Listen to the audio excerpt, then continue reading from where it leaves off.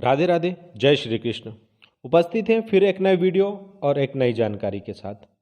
एक बार नहीं, दो बार मरे थे महाभारत के महायोद्धा।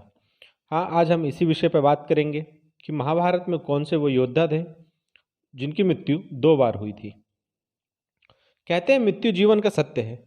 जो एक बार मर जाता है वह फिर जीवित नहीं हो सकता, लेकिन कई बार ऐसे भी चमत्कार होते हैं कि मरने के बाद लोग जीवित हो जाते हैं। देखते हैं कौन कौन जीवित हुआ था। महाभारत में भी कुछ ऐसी ही कथाएं हैं।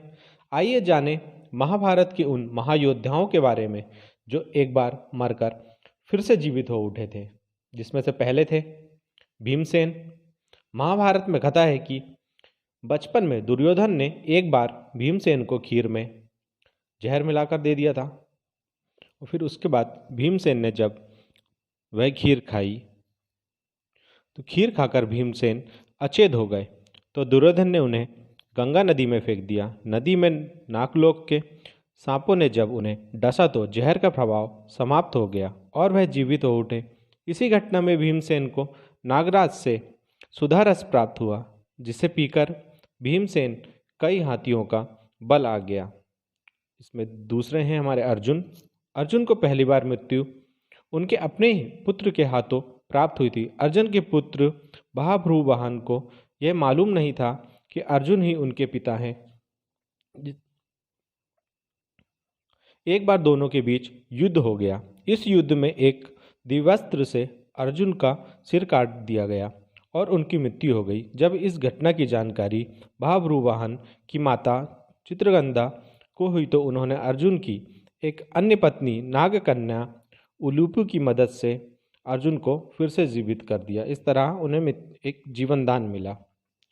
जरासंध, मगध का राजा और कंस का ससुर जरासंध दो भागों में पैदा हुआ था। माना जाता है कि मरा हुआ मानकर जरासंध के शरीर के दो टुकड़ों को जंगल में फेंक दिया गया। संयोगवश जंगल में जरा नाम की राक्षसी गुजर रही थी। खाने की इच्छा से उसने शरीर के दोनों भागों को उठा लिया और जैसे ही उन्हें आपस में मिलाया, जरासंध जीवित हो गए और जोर जोर से रोने लगे। डरकर राक्षसी वहां से भाग गई।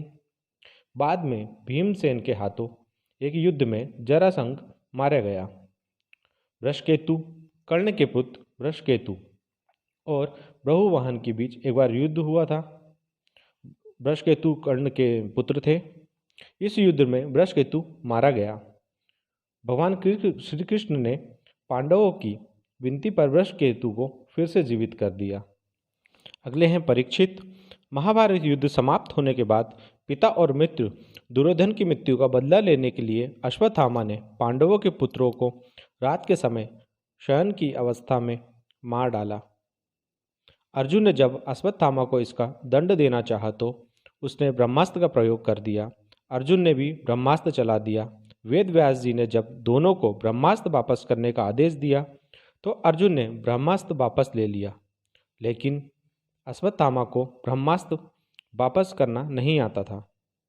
इसलिए पांडवों के वंश का अंत करने के लिए अर्जुन के पौत्र और अभिमन्यु के पुत्र परीक्षित को माता उत्तरा के गर्भ में ही थे उस वक्त ब्रह्मास्त्र चला दिया, जिससे उनकी गर्भ में ही मृत्यु हो गई।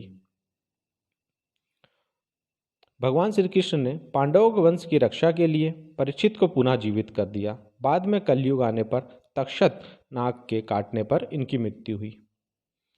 आशा करता हूँ आपको ये जानकारी अच्छी लगी होगी। मिलते हैं फिर एक नए वीडियो के साथ एक नई